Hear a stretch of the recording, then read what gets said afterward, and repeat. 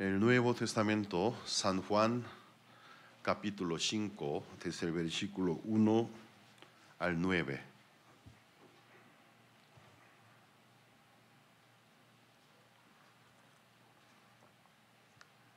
San Juan, capítulo 5, versículo 1 al 9.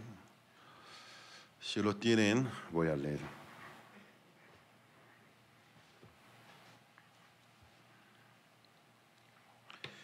Después de estas cosas había una fiesta de los judíos, y subió Jesús a Jerusalén, y hay en Jerusalén, cerca de la puerta de las ovejas, un estanque, llamado en hebreo Betesda, el cual tiene 5 pórticos.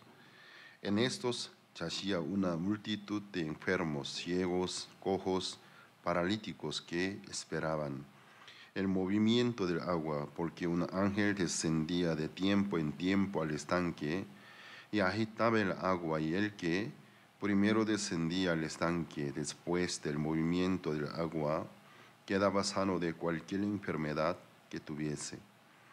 Y había allí un hombre que hacía 38 años que estaba enfermo.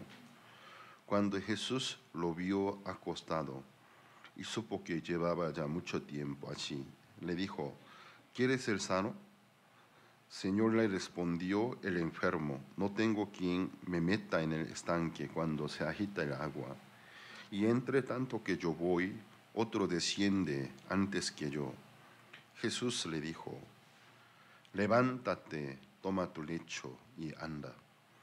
Y al instante aquel hombre fue sanado, y tomó su lecho y anduvo, y era día de reposo aquel día. Hasta el versículo 9 leídos.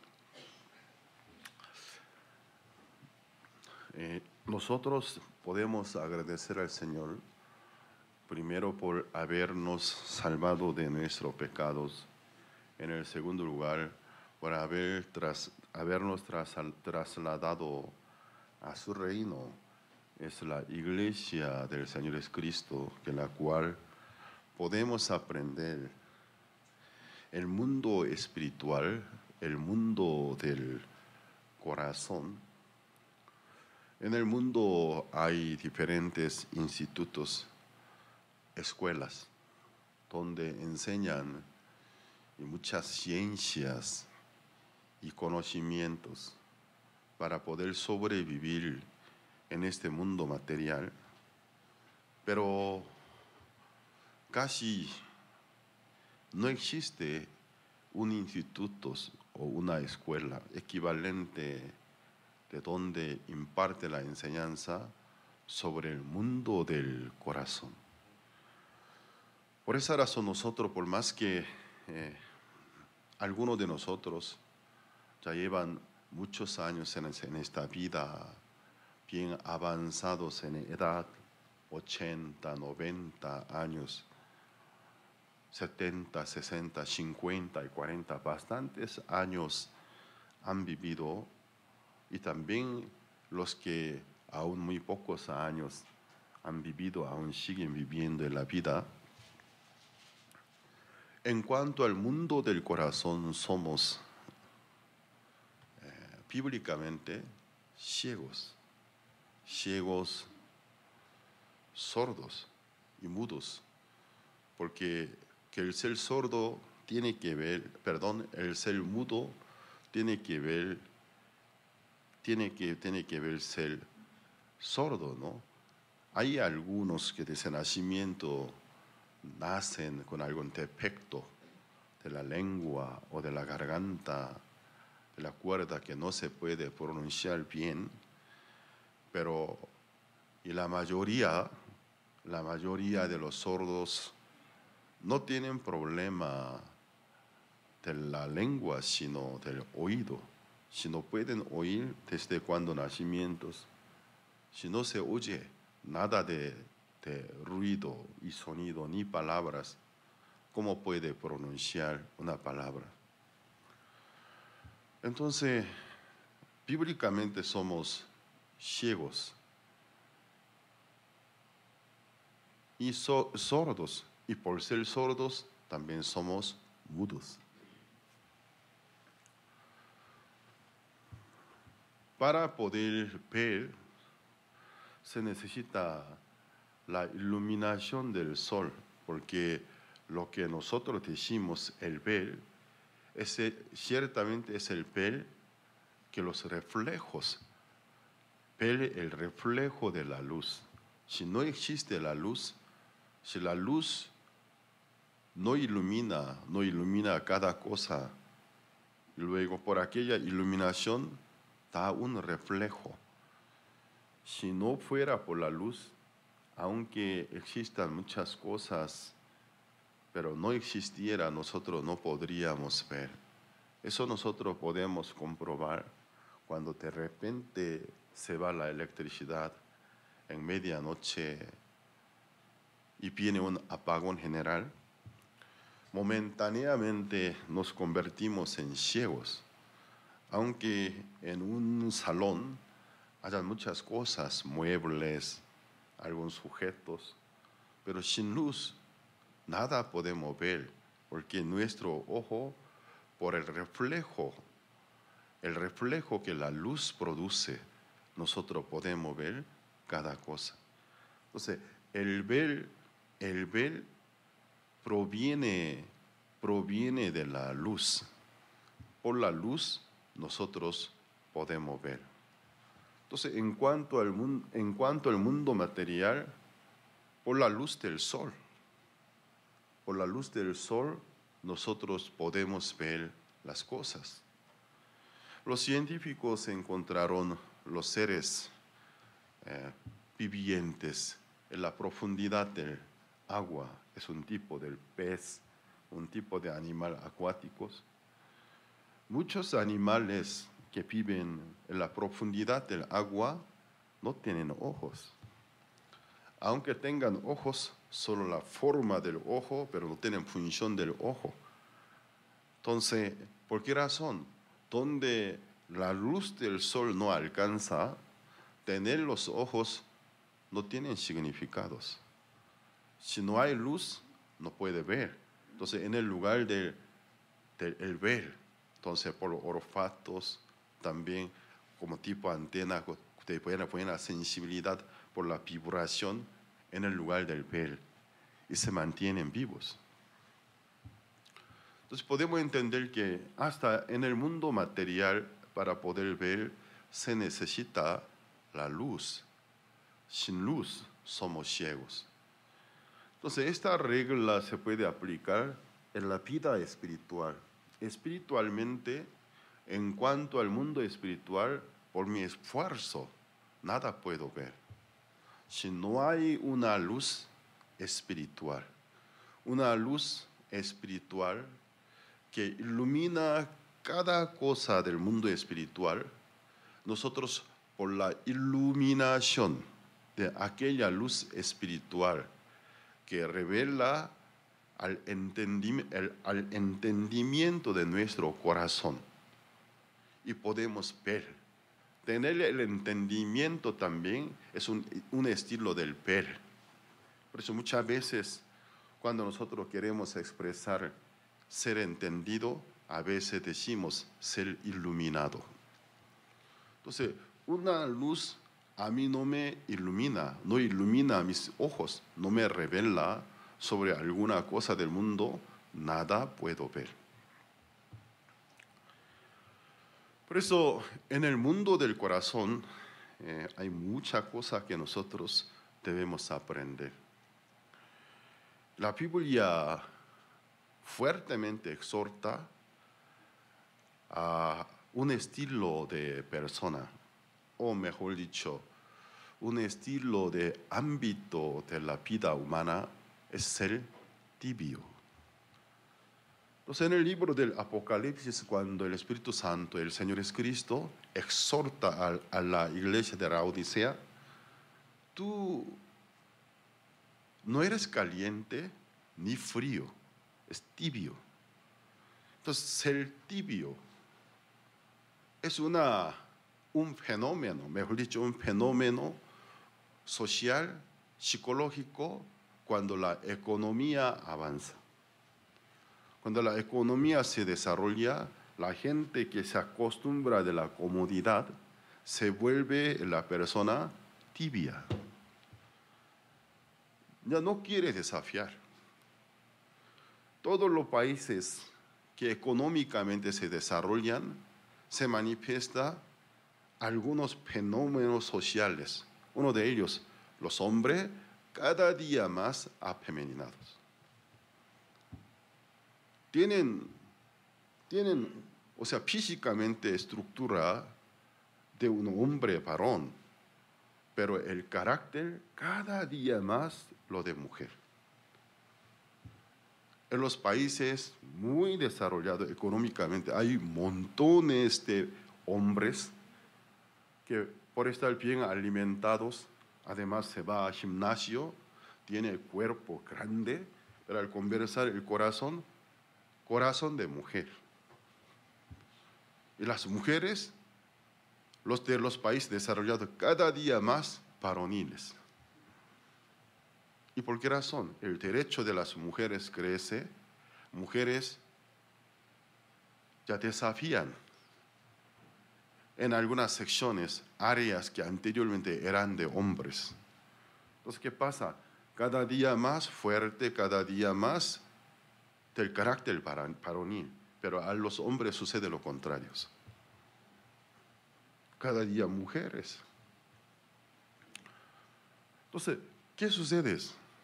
Por ejemplo, en mi país del origen, Corea del Sur, hace como 10 años, nosotros, por un programa, un excelente programa de la Fraternidad Internacional de Jóvenes, es una organización derivada de nuestra misión, pero se dedica a dirigir la juventud con los valores de la Biblia, pero con diferentes programas dinámicos, saludables.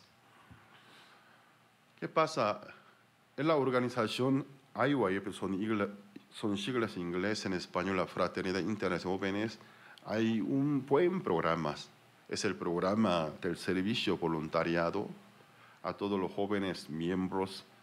Nosotros les brindamos que durante un año ellos pueden ir a algún país extranjero para dar servicio voluntariado durante un año como miembros del IYF, también como misionero temporal. Durante 11 meses, casi un año, ellos en el área misioneros, también en el área cultural, académico, dan servicios. Desde como unos 10 años yo noté. Al principio para mí era como una manifestación, ¿no? Pero ahora quiero decir, es un fenómeno. Los jóvenes surcoreanos cada día más afeminados. Y llegaban con muchas botellitas de cosmético, ¿no? Entonces, ¿cuántas cremas, cuántas pomadas se aplican en su piel? Yo dije, ¿tú eres una niña o eres un muchacho o muchacha? ¿Cuántas botellas? No, pastor, usted no sabe, usted no es de la moda, por eso, de la moda pasada, usted no sabe, entonces. Es muy importante la salud de la piel. Luego, ¿cuántas botellitas entonces? ¿Para qué sirven estos?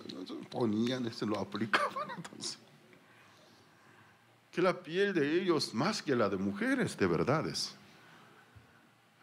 Entonces, o sea, la piel bien saludable, lisa, cada día más blanca. Entonces, al principio a mí me chocó bastante. Tú eres así, no, pastor, usted no sabe. Ahora todos los jóvenes están así, están mal de cabeza. Yo dije, es una enfermedad social, yo dije. Entonces, un día mi hermana mayor, también ella era misionera de nuestra iglesia, sabes que tú eres que un estilo de varios siglos pasados. Entonces, tú no eres de esta generación. Reconoce, que no te niega, reconoce el cambio del siglo, me dijo. Los jóvenes de hoy son así, como se visten. Aunque cada país tenga un poco de diferencia, de grados de variación, pero los hombres de los países que económicamente se desarrollan en gran manera, notablemente se manifiesta este fenómeno. Cada día más tibios. Ni hombre, tampoco mujer. Casi asexual. Entonces, la Biblia está en contra de este fenómeno. Entonces, en la ley de Moisés, Dios dijo, prohíbe a los hombres vestirse con el vestido de mujeres. A los hombres, a las mujeres también prohíben vestirse del estilo de vestidos varonil. Prohíbe tejer la tela con 2 hilos distintos. Dios quiere que cada cosa que Dios ha creado con su propiedad se mantenga. Pero a nosotros nos gusta mucho el mixto. Por ejemplo, en cuanto al gusto del paladar, del sabor, a mí me gusta sabor mixto. Me gusta sabor mixto. En vez de divertirme, de gustarme de un sabor apropiado, me gusta del sabor de mixtos. Entonces nosotros nos gusta, es un estilo del adulterio. En diferente área nos gusta mucho, nos encanta. Pero la Biblia seriamente prohíbe. ¿Por qué razón? Con el tiempo que pierde, ¿no? Que pierde los valores. Ya no se puede distinguir más cuál era lo correcto, cuál era lo normal con el tiempo.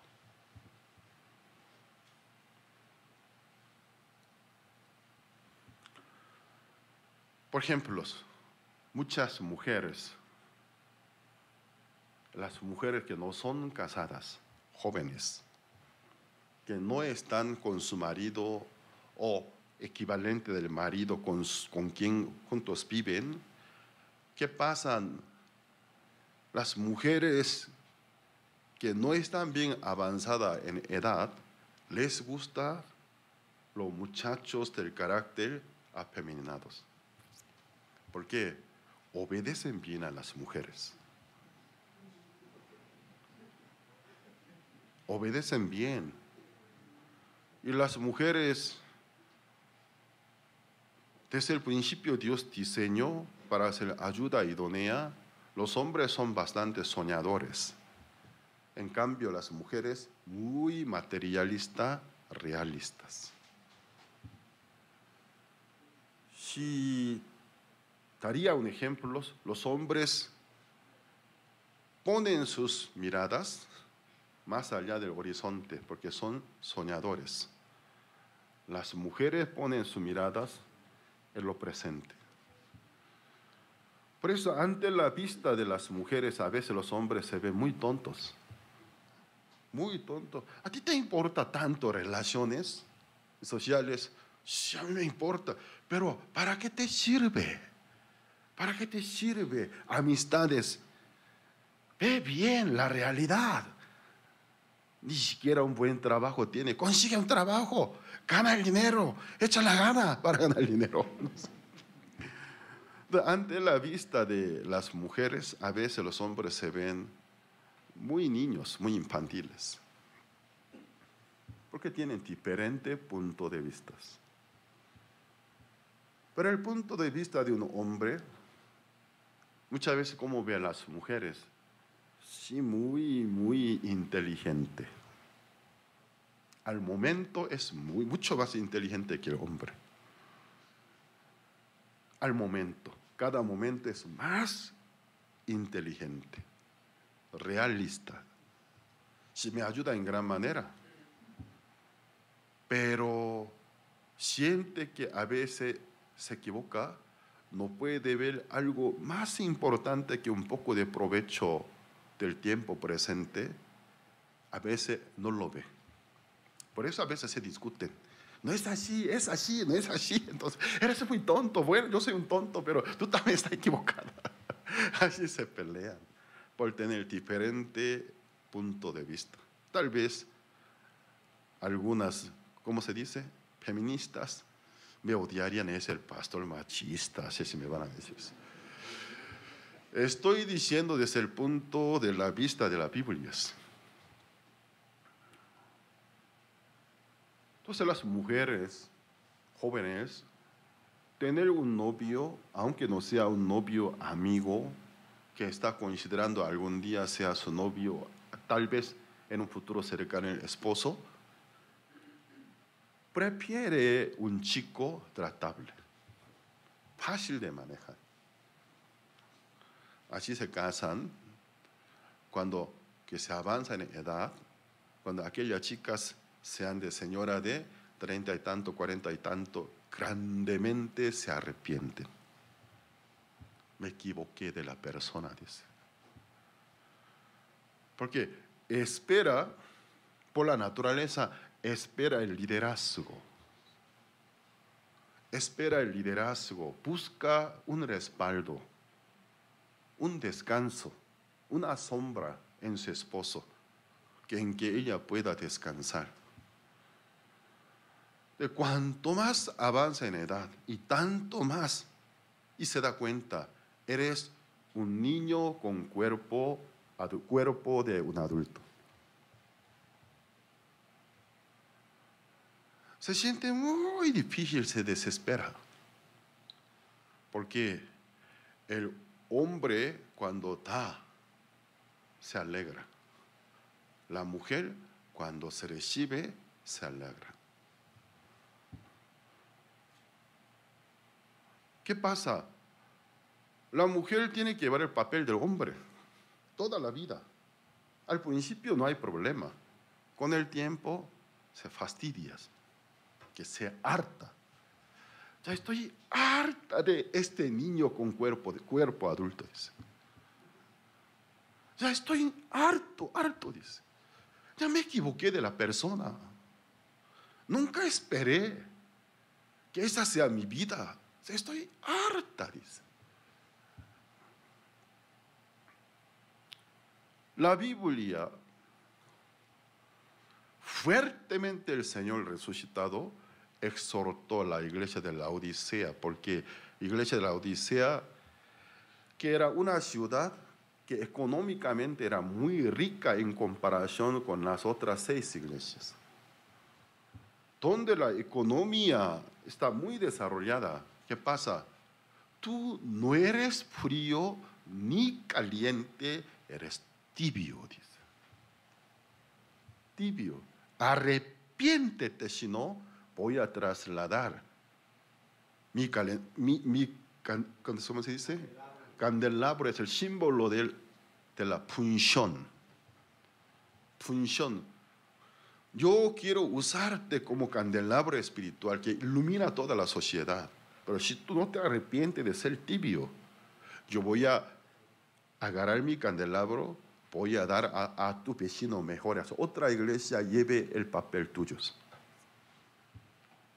Eso no significa quitar la salvación. Alguna persona malinterpreta, trasladar el candelabro, interpreta como perdiera la salvación. No es así. Quitar la punción. La punción de como rumbrera del mundo. A otra iglesia va a pasar, dice, a otra persona. Yo como pastor, en la iglesia veo hermanos quedados. Aquí hay muchos quedados. Aquí los hermanos quedados, las hermanas quedadas, uniformemente tienen una sola misma manifiesta. Son tibios. Ni caliente, tampoco fríos. Pero el Señor exhorta, sé caliente o frío. Si no puede ser caliente, que sea frío. Entonces, habrá una oportunidad que el Señor le visite, que le convence, le enseña, que se convierta en caliente. pero no quiere ser ni caliente ni frío y tibio. Por eso se desvía de tantas exhortaciones. Cuando dice, eres frío, él como dice, yo no soy frío, dice. O cuando le dice, que tú eres caliente, no tanto, pero sí soy caliente. De esa forma se escapa de todos los consejos, todas las exhortaciones. Tibios. Entonces, mientras tanto que uno elige el camino de ser un tibio, nunca puede ocupar el 100% de la capacidad que Dios le ha dado, porque ni lo necesita. Para poder vivir como un tibio, con un 30% suficiente, un 40% suficiente. Entonces, nunca por no encontrar en qué echar toda la gana, todo el corazón, en su corazón siempre hay mucho espacio reserva. Aquel espacio de reserva, 100% el ocio lo ocupa. Satanás lo ocupa. Por eso, persona tibia, en su corazón, en su vida hay mucho ocio hacer, o sea, hábito inadecuado. Porque el tiempo que le sobra, el espacio que le sobra, capacidad que le sobra, ¿para qué usaría? Nunca lo deja desocupado, sino para cosas tontas ofrece. Y cada día más, una persona grande, pero ¿qué pasa? Cosas ociosas, alguna mala costumbre, juego de video siendo grandote, dibujitos animados, pelea de gallos.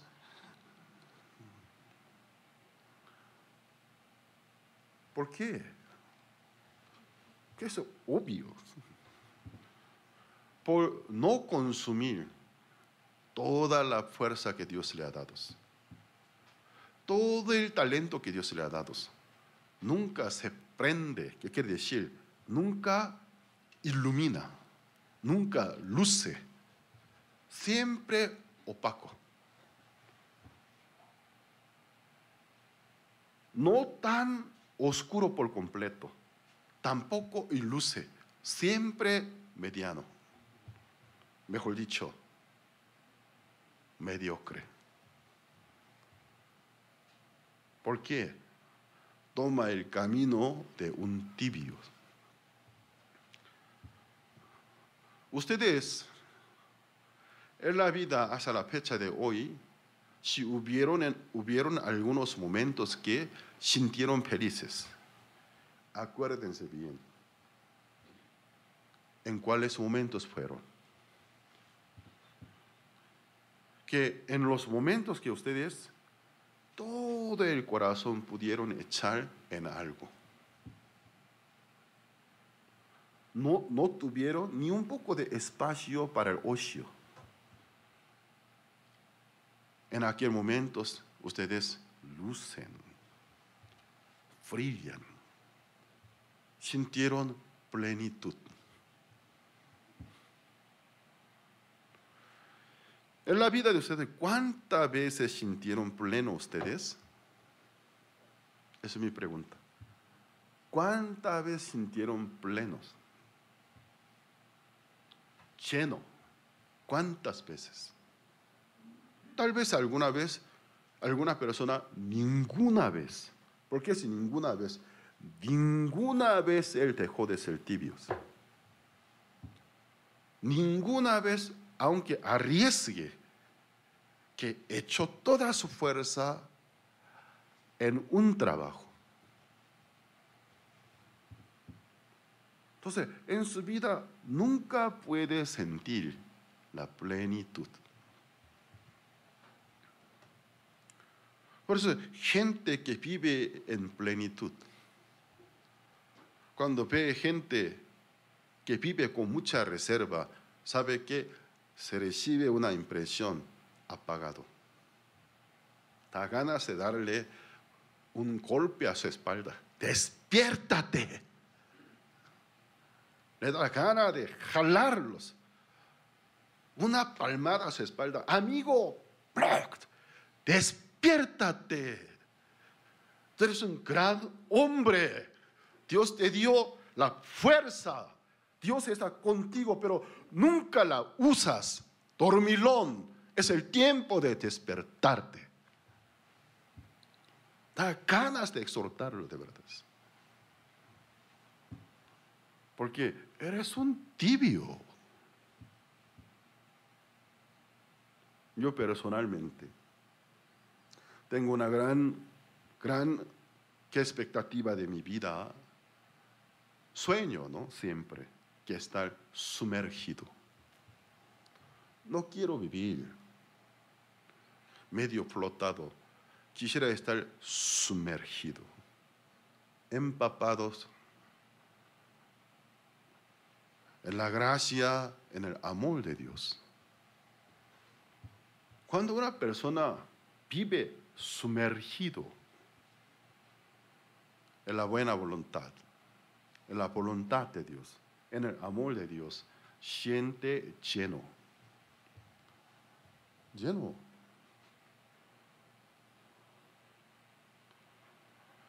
Si no me equivoco, era Beethoven, no me acuerdo.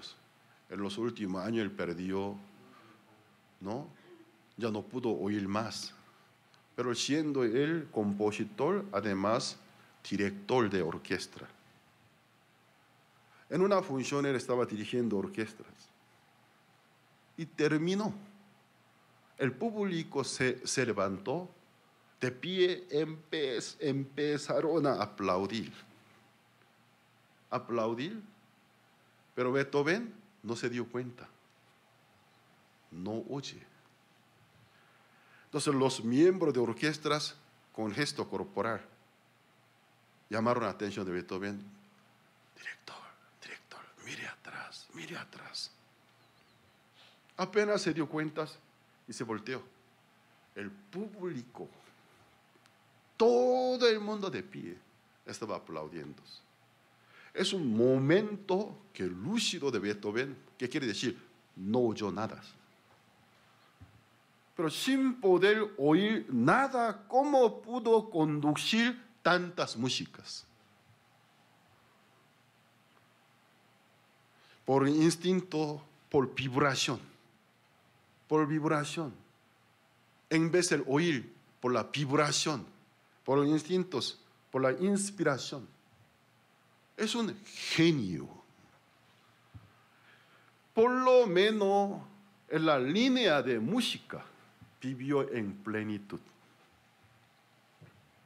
Al momento de ejecutar una música, está ido. No está aquí.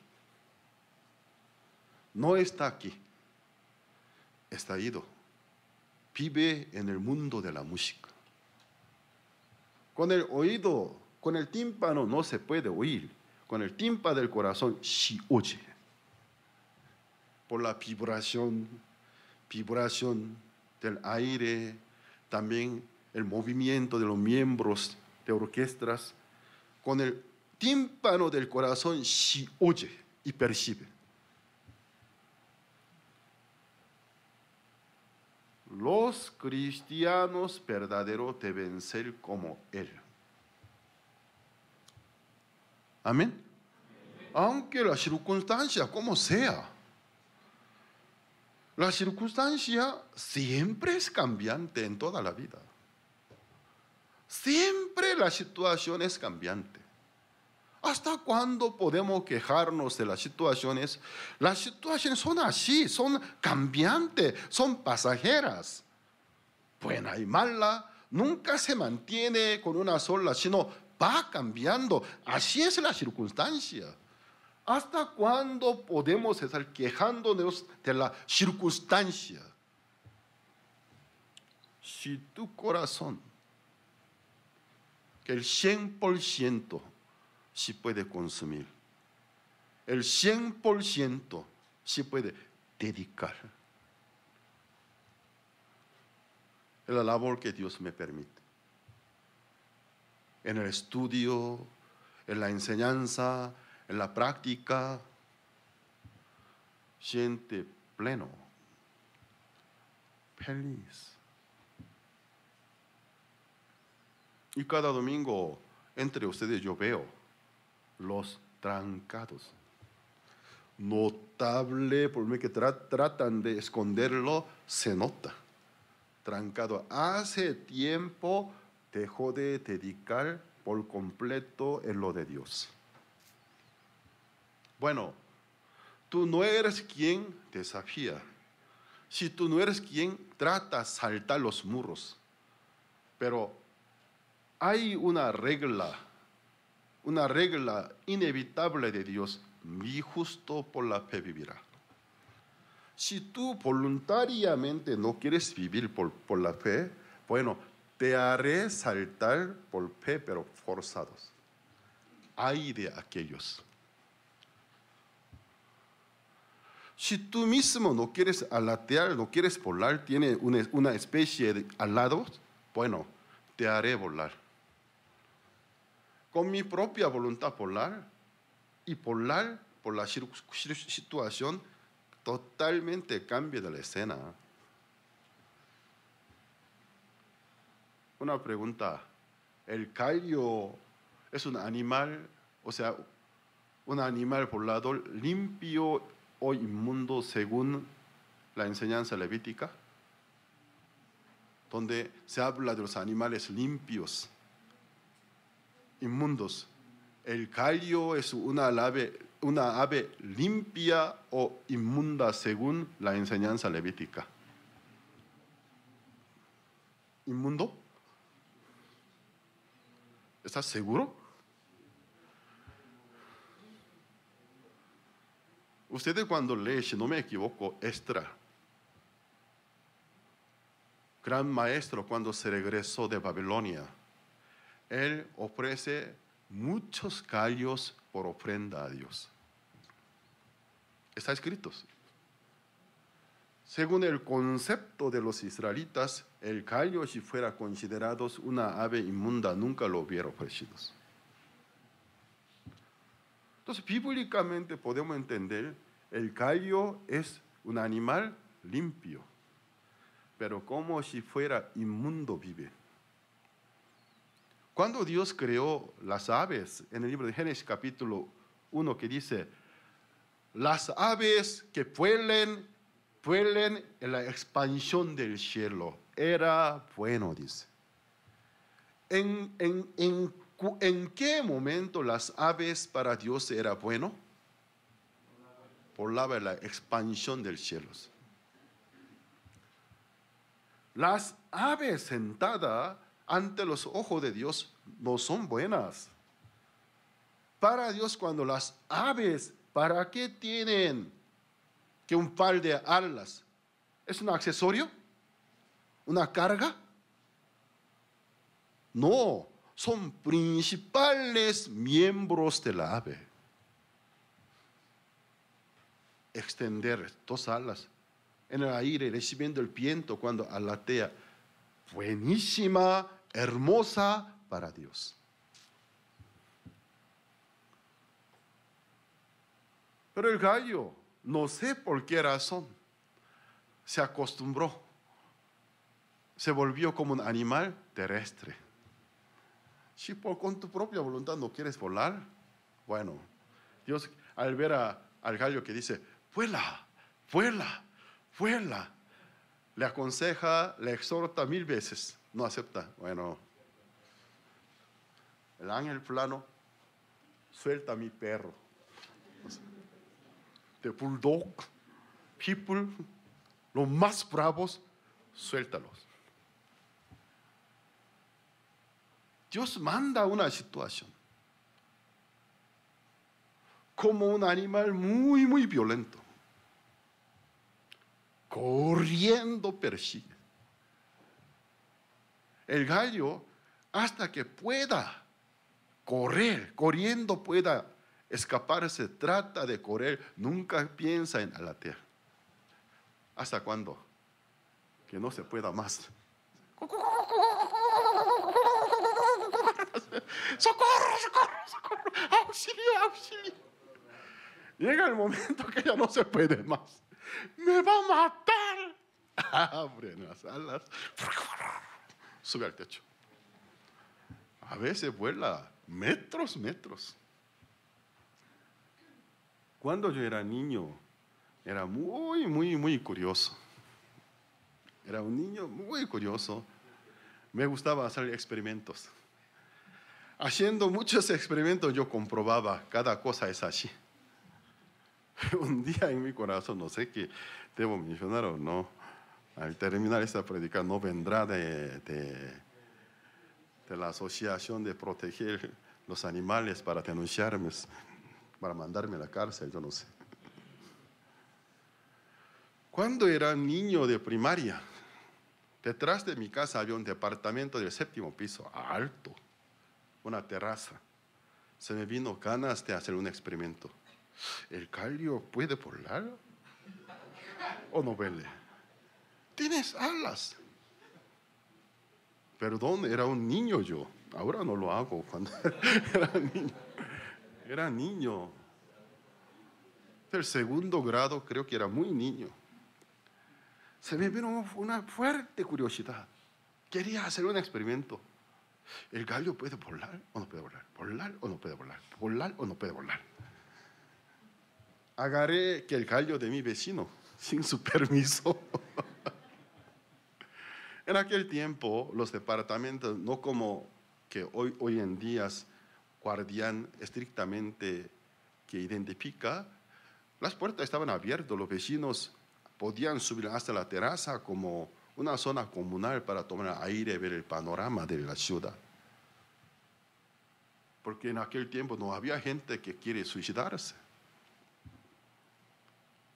Entonces, con un gallo yo subí al 7º piso y me paré casi al borde, que con un barandal. Entonces miré a mi ciudad grande, y luego miré abajo, se veía lejísimos. ¿El gallo puede volar o no puede volar? ¿Puede volar o no puede volar? En su mano tenía agarrado el gallo. Seguramente el gallo de esa posición en mis 2 manos miró hacia abajo, se desesperó.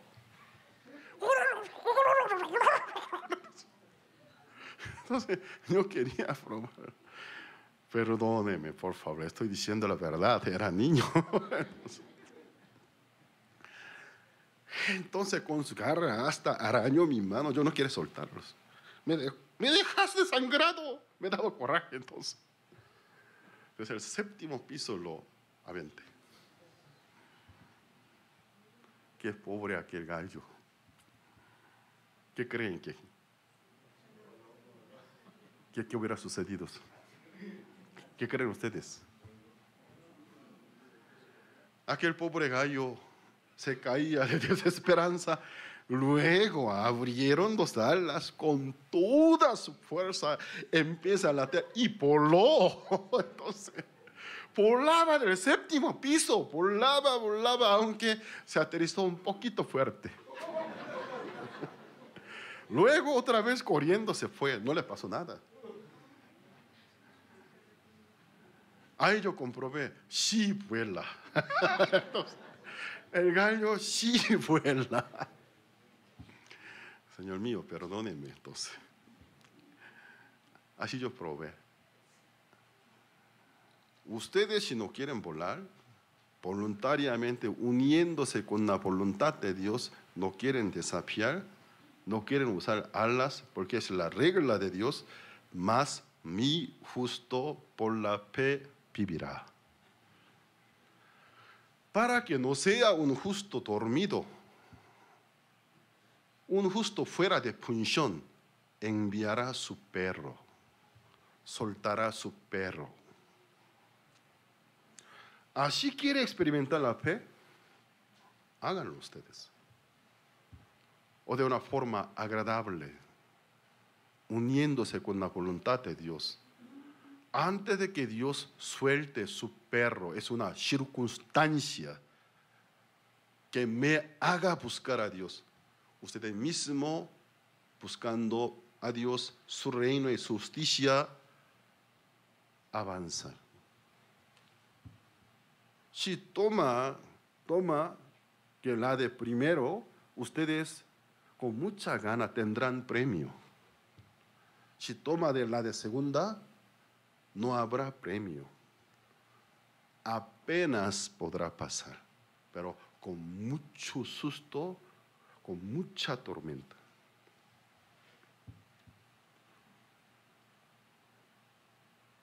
La comodidad así hace daño a las personas. Una persona que tiene bastante fuerza, porque Dios le dio talento y don, nunca la consume 100%. Quiere vivir como un tibio, cada día más débil, cada día más pensamientos. Aquí hay la gente que recibe todos los pensamientos diariamente, ¿no? Los que tienen muchos pensamientos son ociosos. Los que tienen mucho tiempo de reserva, mucho espacio para cosas tontas, aceptan pensamientos tontos. Si ustedes estarían echando toda la gana, toda la fuerza en alguna labor, en algún trabajo, en alguna voluntad que Dios me permitió, no tendrá tanto tiempo de reserva para poder sacar adelante lo que Dios me ha permitido. Sentirá la falta de sabiduría, la falta de fuerza. Estará buscando la sabiduría de Dios, la fuerza de Dios. Dios les va a dar. No tendrá el tiempo para poder recibir cosas tontas, insignificantes.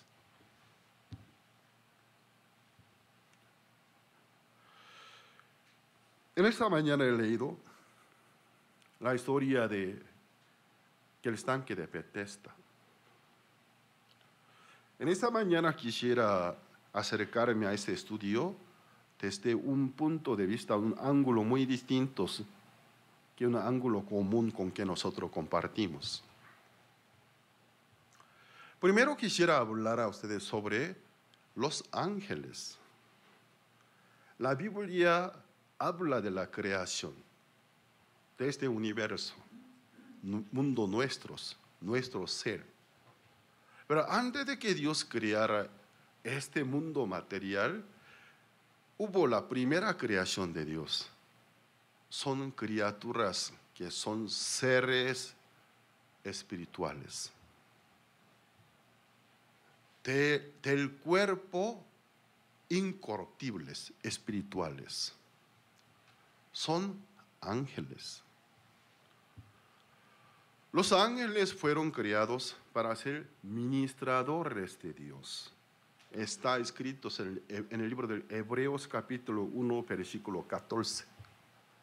Los ángeles son espíritus ministradores, dice.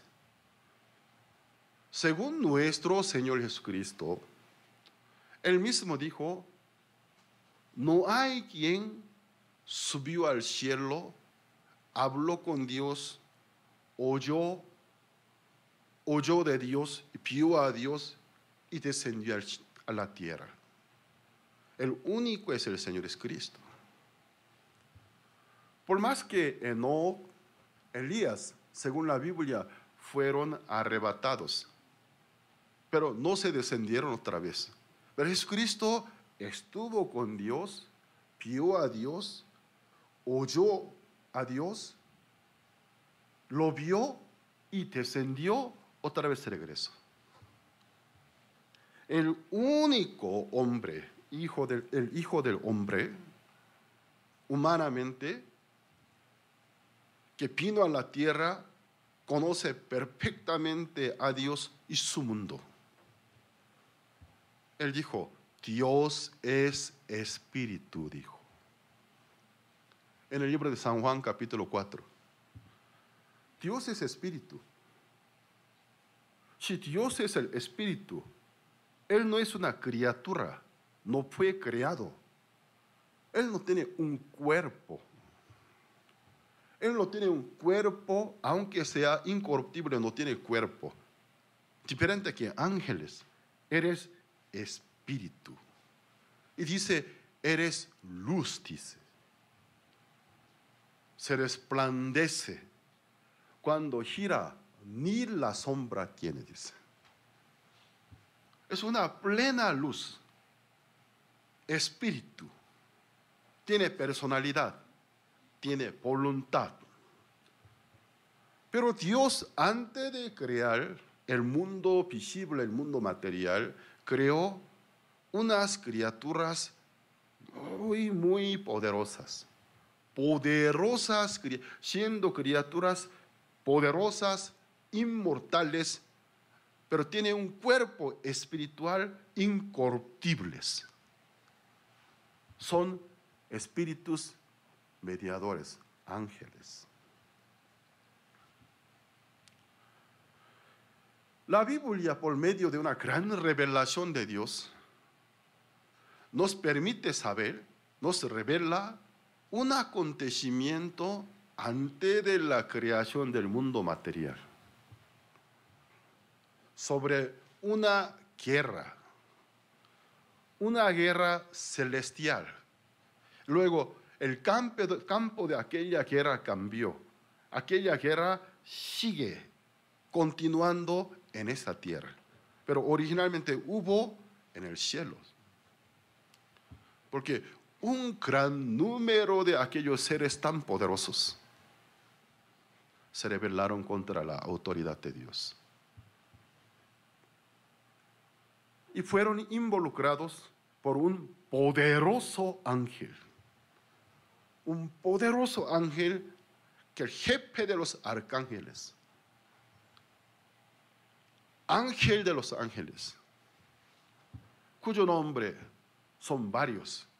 Uno de ellos, Lucero, la estrella más brillante del cielo, la criatura más brillante, más superior, más hermosa, fue llamado Lucero.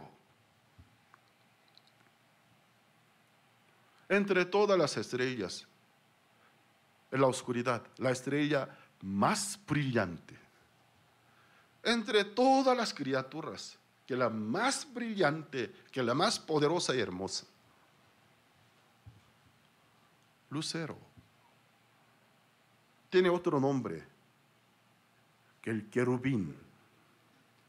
Los ángeles, ya que son ministradores, fueron creados para ser siervos, para poder ejecutar la voluntad del amo de ellos, pero es Dios omnipotente. Son mensajeros, son mediadores que cumplen la voluntad de Dios. Fueron criados poderosos, casi dioses, semidioses, inmortales. En el libro de Isaías capítulo 14, Ezequiel capítulo 28, dos profetas, grandes profetas, por una revelación del Señor empezaron a describir unos acontecimientos que había ocurrido antes de la creación de este mundo. Oh querubín. Los ángeles son ministradores, existen jerarquías, como ejércitos, rango. Entre todos los ángeles, el ángel que el más importante y grande es querubín. Querubines, serafines, arcángeles, ángeles.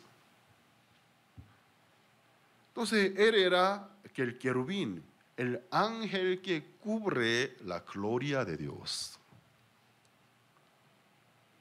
Y fue llamado el sello perfecto de Dios. En el día que él fue creado, todos los ángeles, como el nacimiento del propio Hijo de Dios, festejaron alegóricamente con diferentes instrumentos musicales. Festejaron el nacimiento de este ángel. Sello perfecto de Dios. Hermoso. poderoso. Andaba en el camino recto. Pero dice, por muchas contrataciones se corrompió su sabiduría, dice. Muchas contrataciones. La contratación, que el contrato. Todos los ángeles, millares de ángeles, antes de ejecutar la voluntad de Dios, por el ángel que está cubriendo la gloria de Dios, el jefe de ellos recibía la autorización. Por muchas contrataciones, llegó un momento que él se olvidó de su identidad. ¿Acaso no soy el que decide, el que autoriza? Pero eres quien transmite la autorización de Dios. Por muchas contrataciones, muchos ángeles viendo la superioridad, la gloria de este ángel. Pero su gloria es una gloria mudada, la gloria reflejada de Dios. Pero viendo a él, le siguieron. Quiso ser igual a Dios. Quiso sentarse en el trono del Dios omnipotente. Se corrompió su sabiduría. Dios a él y a los ángeles que a él le siguieron arrojó, dice, desde el cielo. Pero aquel cielo no es este cielo. La Biblia habla de 3 cielos. Ustedes, por donde quiera que algunos santos de la Biblia, cuando menciona sobre el concepto del cielo, habla de 3 cielos. El primer cielo, segundo cielo, tercer cielo. Cielo de cielos, dice. En el día de inauguración del templo de Salomón, también Salomón en su oración, oh mi Dios, quien está en el cielo de los cielos, dice. Por eso teológicamente el reino de Dios está en el tercer cielo. Pues el apóstol Pablo mencionó, conozco a un hombre, no sé que estaba fuera de cuerpos, que dentro del cuerpos, él subió al tercer cielo y vio los ángeles, habló con los ángeles, dice. El primer cielo, el cielo del planeta. El segundo cielo, los cielos del universo. Otro cielo, más allá de aquellos cielos materiales, es el espacio donde Dios habita.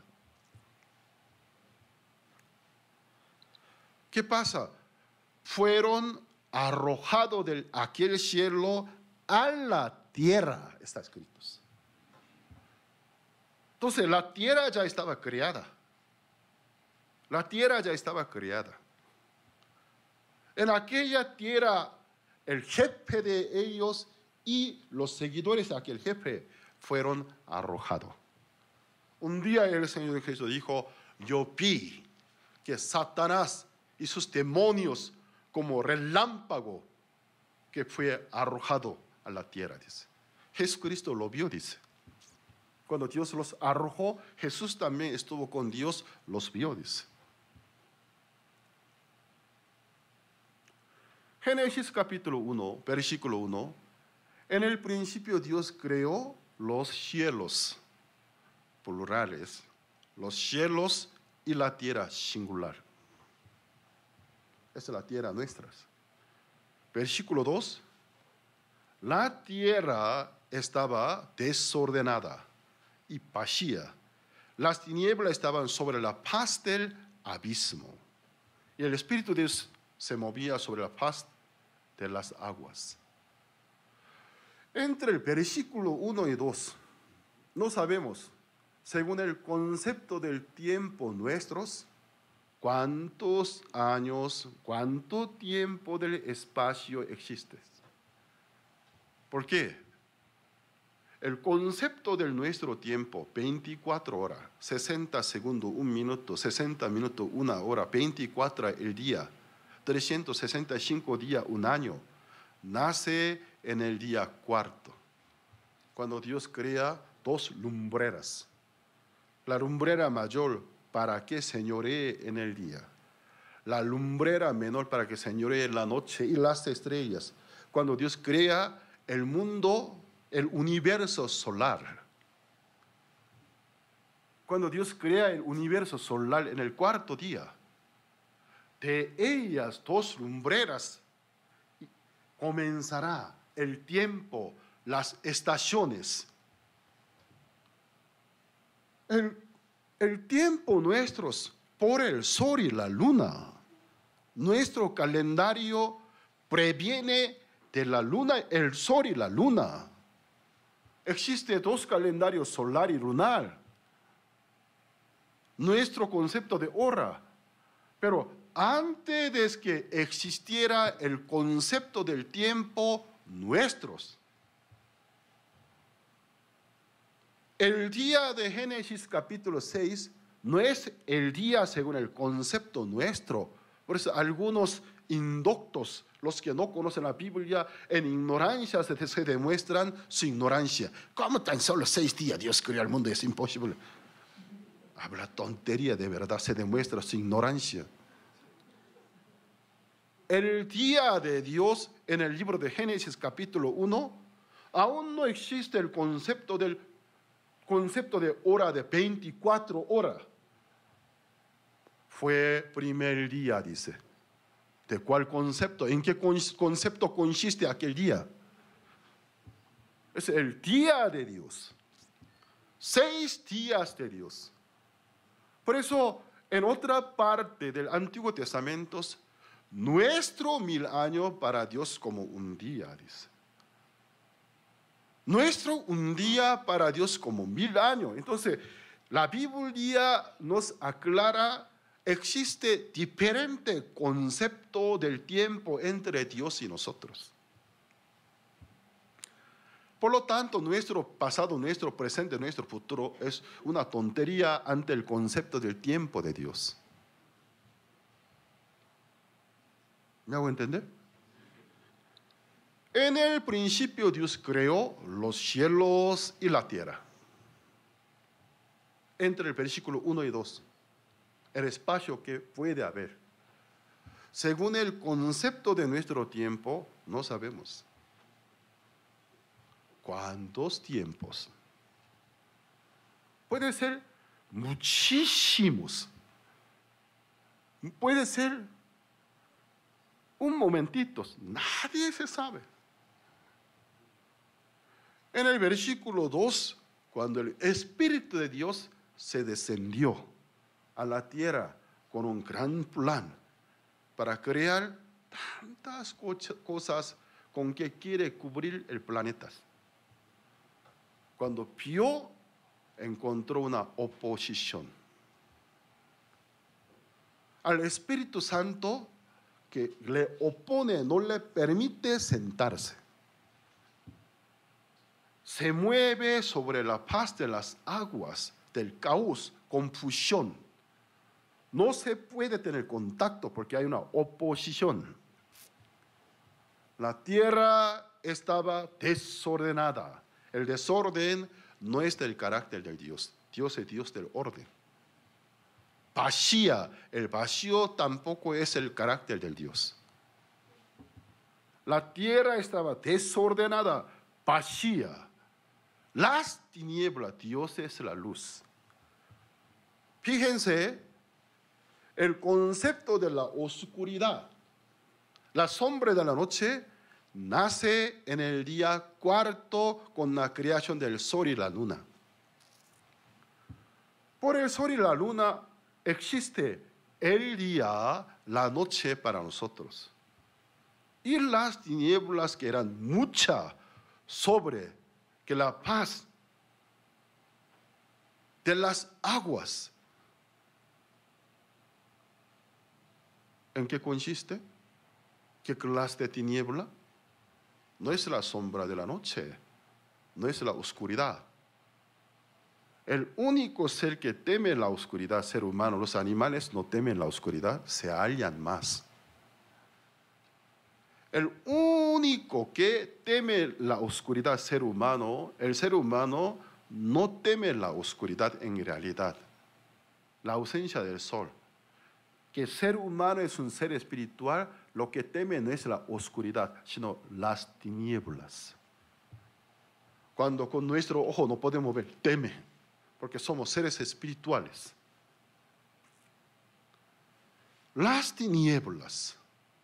La Biblia, Génesis capítulo 1, nos presenta dos luz, dos tinieblas. Y vio la oposición. Entonces el Espíritu de, sin duda el Espíritu Santo se movía sobre la faz de las aguas. No puede sentarse. Y las tinieblas eran muchas sobre el abismo. Había algunos huecos, donde hace más sombra.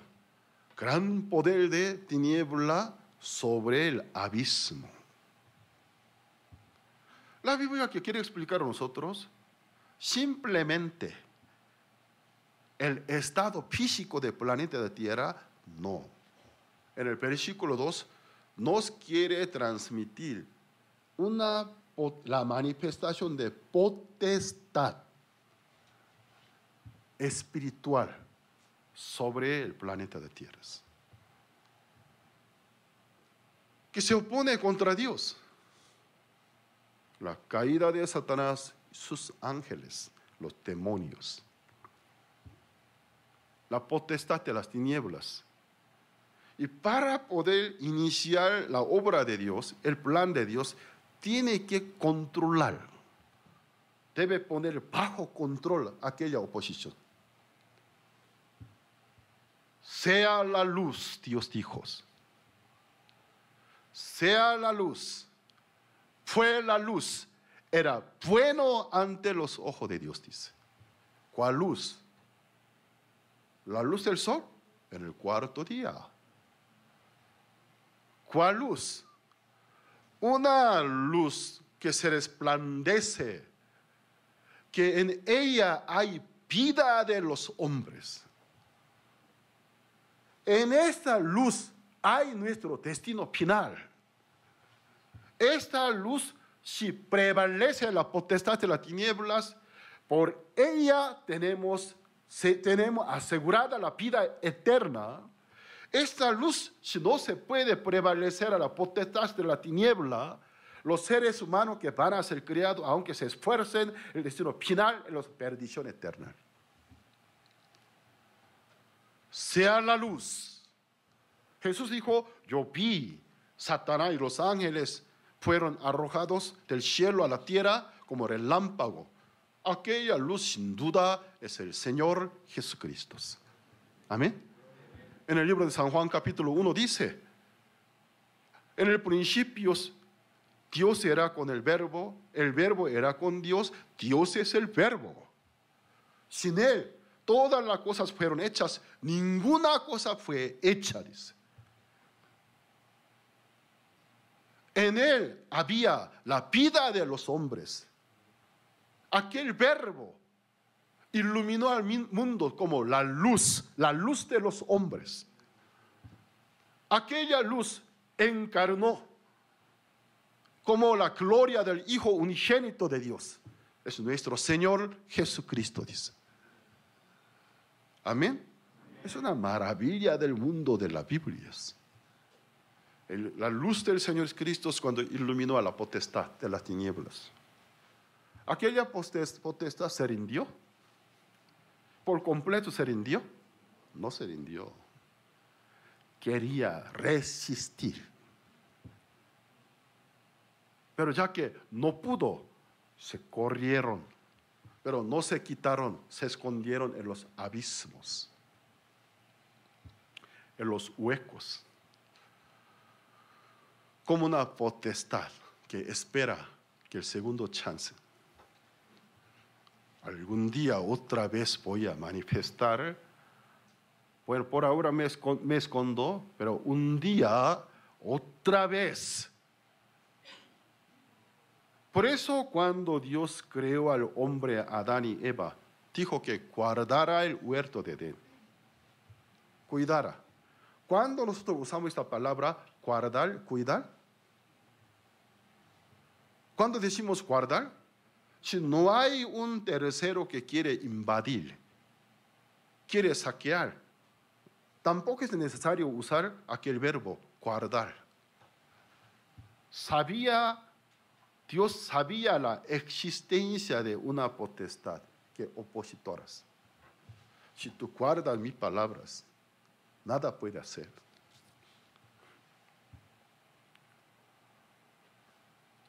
Ya entonces, es Satanás. Entonces, el mundo nuestro es una historia de guerra de dos fuerzas. El destino nuestro, con cuál fuerza, con cuál potestad nos unimos. El cielo, el infierno. Se divide. La calidad de nuestra vida depende con cuál fuerza nos unimos. Seremos parte de luz o partes de tinieblas. Si nos unimos con la fuerza del Espíritu Santo, seremos parte de Él, seremos hijos de luz, seremos hijos que iluminan el mundo con el Evangelio, con la verdad de Dios. Si nos unimos con la potestad de la tiniebla, mi vida va a ser un títere de aquella potestad de las tinieblas. Mi cuerpo es un títere, un instrumento que Satanás se manifiesta por mi cuerpo, haciendo cosas horribles, dirigiendo muchas personas a la perdición. No solo yo me pierdo, también motivo a muchas personas que se pierdan. Ya entonces les hago una pregunta.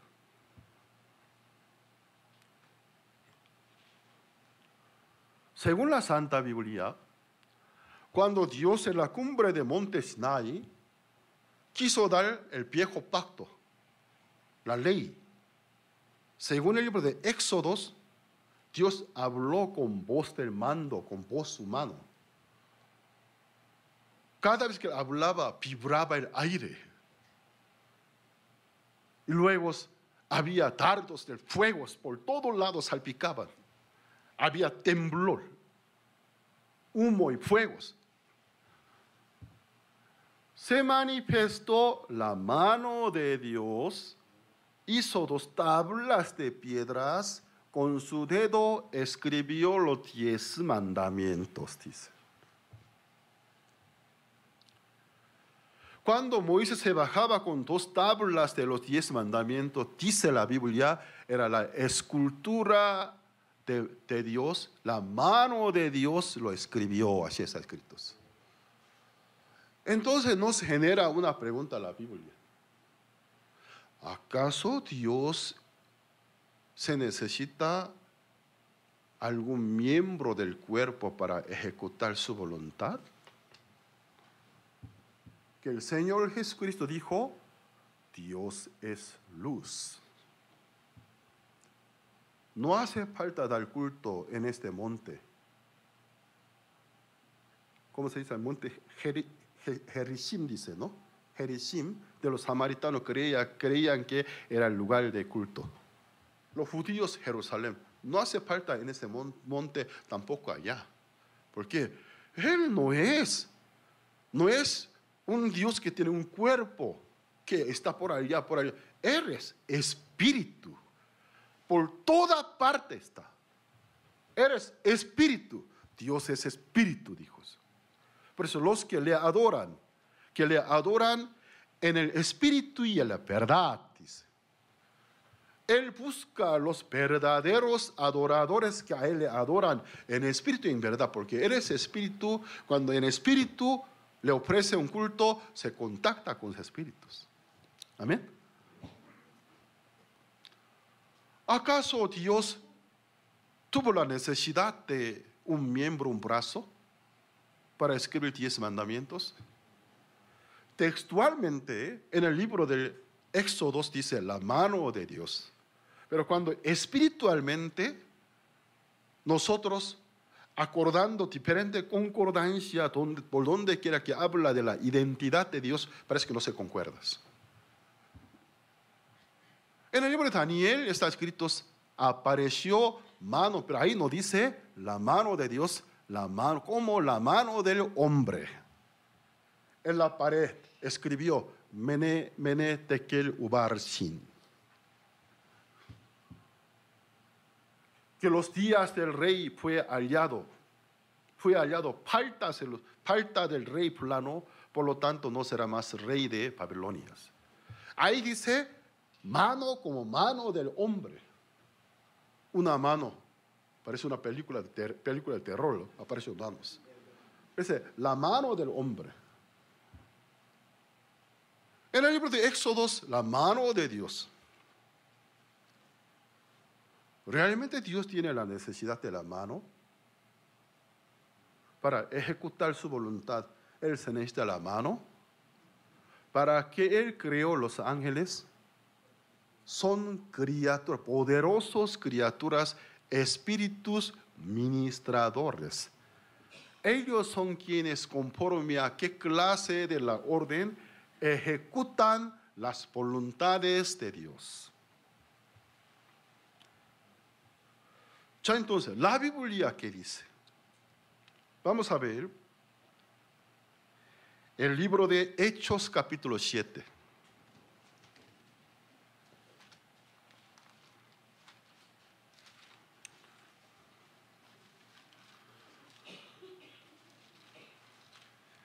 Hechos capítulo 7, versículo 38.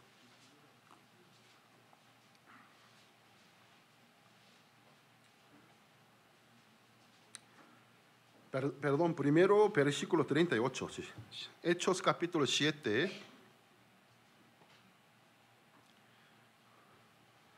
Voy a leer el versículo 30. Pasados 40 años, un ángel se le apareció en el desierto del monte Sinai, en la llama del fuego de una zarza. Y después, versículo 38, este es aquel Moisés que estuvo en la congregación en el desierto con el ángel que le hablaba en el monte Sinai, con nuestros padres, que recibió palabras de vida que darnos. Y versículo 53. Vosotros que recibisteis la ley por disposición de ángeles, no la guardasteis. Ya aquí, uno de los 7 diáconos de la iglesia de Jerusalén, Esteban, la Biblia dice, estaba lleno del Espíritu Santo, dice. Él estando lleno del Espíritu Santo, da su última predicación. Después de esta predicación, él se muere como mártir de la fe, será asesinado. Estando lleno del Espíritu, él retoma como resumen todo el Antiguo Testamento. Entonces, en su interpretación de Esteban, la voz de Dios, según el libro del Éxodo, en la cumbre de Monte Sinai, Dios hablaba en voz, dice, la voz del ángel, dice.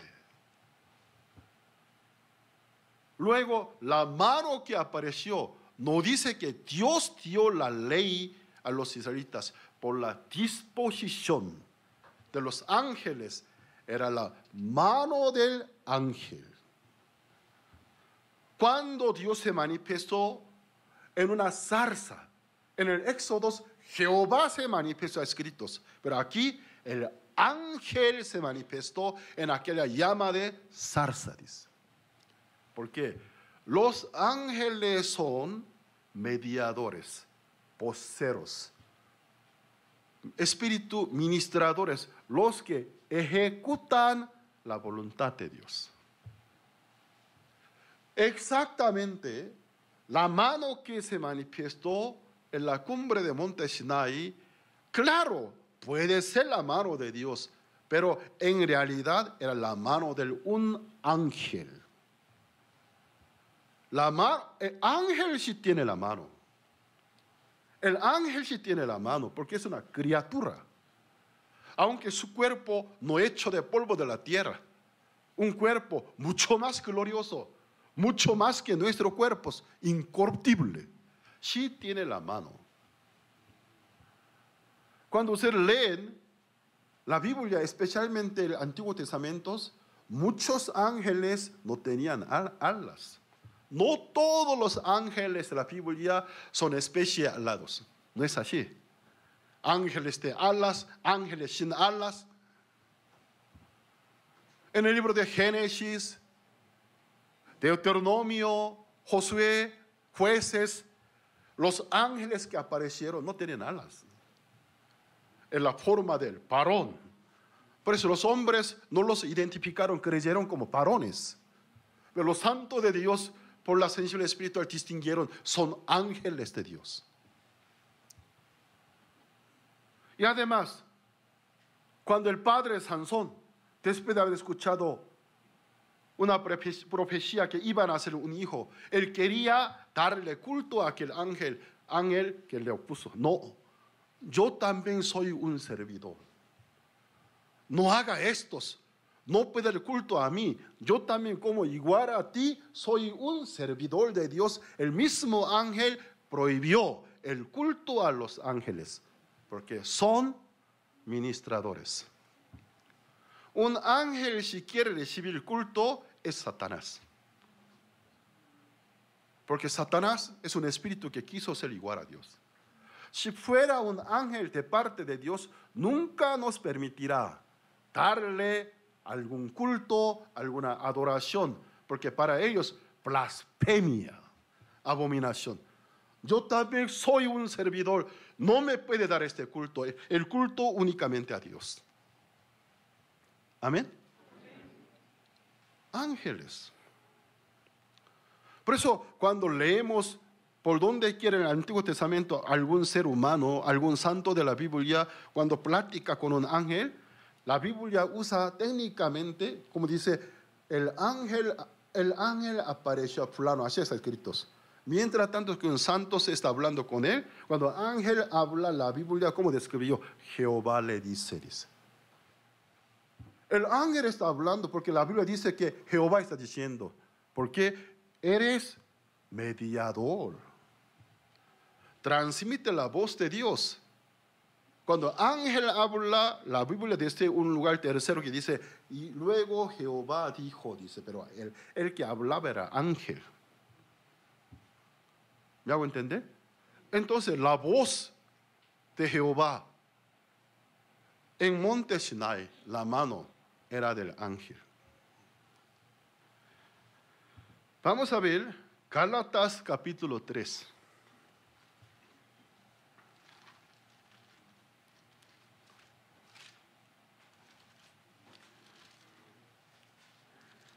Gálatas capítulo 3, versículo 19.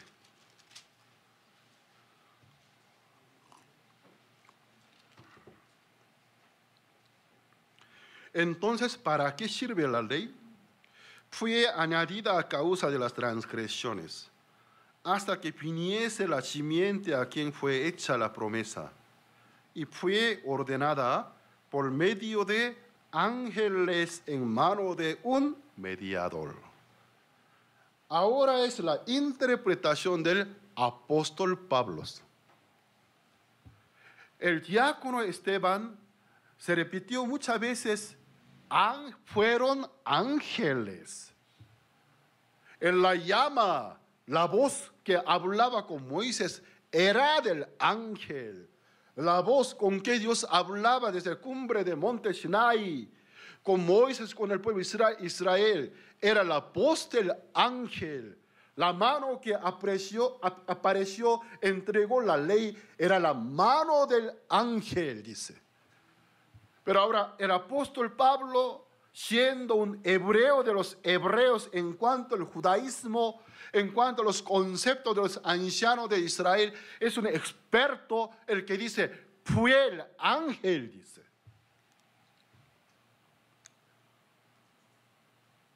Pero el Evangelio, ¿quién nos entregó? El Evangelio, ¿quién nos entregó? El Hijo de Dios. El Señor es Cristo, el amo de los ángeles, nos entregó el Evangelio. Pero aquí la ley nos entregó el ángel. Ya aquí nosotros podemos encontrar una huella, es una clave de la maligna acechanza del diablo. El ángel que entregó la ley, al momento de entregar la ley, ¿acaso él no supo cuál es el propósito de la ley? ¿Por ella ser justificado? ¿Por ella el mundo ser salvado? No. El ángel que lo entregó la ley perfectamente supo el propósito de la ley. El propósito de la ley es el conocimiento del pecado. Conocer a nuestra condición por ella. Si la ley no nos hubiera dicho no codiciará, ¿cómo sabremos que el concepto de codicia es el pecado? Imagínense de una era sin ley.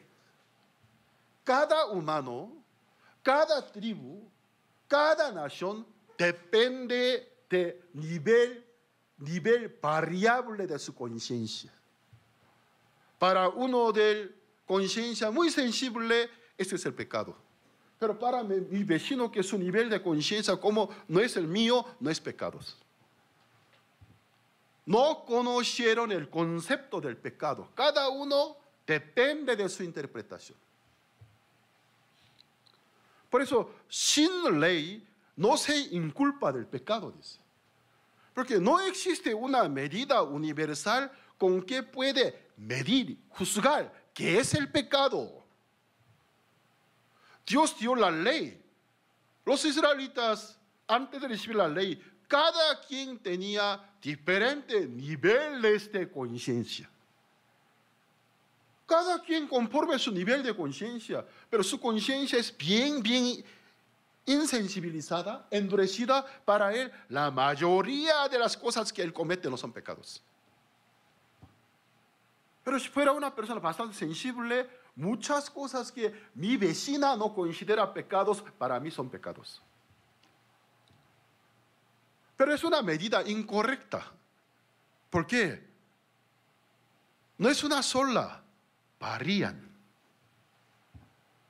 Dios dio el concepto de Dios, la ley de Dios. Por ella, al escucharlo, no adulterará. Escuchándolo, pudieron entender, eso es muy cierto. El adulterio es pecaminoso.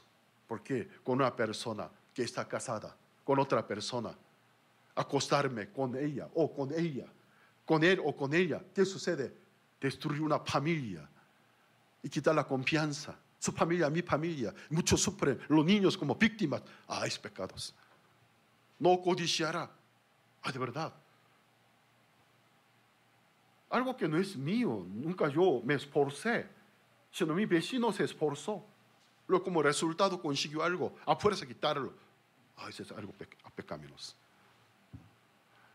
La ley es el conocimiento del pecado. Lleva al mundo entero bajo el juicio. ¿Pero con qué finalidad? Llevarlo a la venida de la esperanza del mundo profetizada por la Biblia, el Mesías, para que todo el mundo que se les reconoce como pecadores se acercan al Mesías, solo por él, en la fe en él, ser justificados.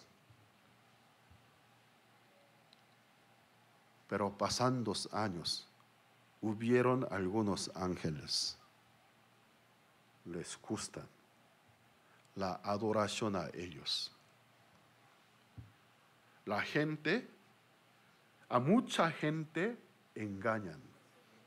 En sus mentes producen doctrinas diabólicas, diferentes religiosidades, diferentes rituales, tal culto a algunos seres espirituales son ángeles caídos. Dame culto a mí. Si me da un culto, yo te presto un poder mío. Si tú a mí me adoras, yo te presto un don sobrenatural. Como adivino, lee el pasado, que por lo venir de una persona, porque Él lo presta el poder. Para ti una fuente de ganancia, vas a poder vivir bien por mi gracia. Sanar enfermedad, echar fuera demonio, porque es un show, porque el mismo demonio nunca echa otro demonio. Entre ellos es un acuerdo para engañar a muchas personas. Yo te digo, vete, salirte, entonces la gente nos crea. Entonces, bueno, además soy tu jefe, ¿sí o no? De verdad. Por eso en otras religiones también hay el don de echar fuera demonio. Hay algún monje que echa fuera demonio. Hay monje budista que echa fuera demonio. Hay algún brujo que echa fuera demonio, aunque no usa el nombre del Señor Jesucristo. Algunos sí hacen un show, un teatro, pero hay algunos que realmente reciben un poder sobrenatural que se manifiestan. Sorprenden a muchas personas. Hubieron algunos ángeles, quieren que a ellos adoremos. ¿Ustedes creen que el ángel guardián? Esa mitología proviene de diablos. Vienen de diablos. Entonces, ¿qué pasa? En el estanque de Bethesda hay una mitología, un mito. Pero no hay una fuente bíblica. No se puede comparar. En ninguna parte del Antiguo Testamento nos comprueba un ángel descendido del cielo, salvaba a las personas, sanaba a los enfermos. Sino el Espíritu de Dios que habitaba en algunos santos del Antiguo Testamento, sí, sanaban. Pero en ninguna parte del Antiguo Testamento, en ningún momento de la historia humana, Dios permitió un ángel descender desde el cielo, salvar la humanidad, sanar a los enfermos. Eso no es de la Biblia. ¿Qué pasa? En el estanque de Bethesda, multitudes de enfermos. Había un mito. De vez en cuando, un ángel desciende. Agita el agua. Después que el agua se haya agitado, cualquier enfermo que sea el primero, se queda sanado de su enfermedad. ¿Este ángel será de parte de Dios? ¿Este ángel será de parte de Dios? Si fuera de parte de Dios, debe ser testificado.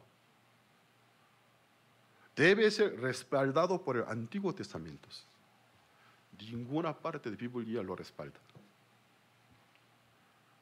Una creencia sin fuente de dónde inició, nadie sabe.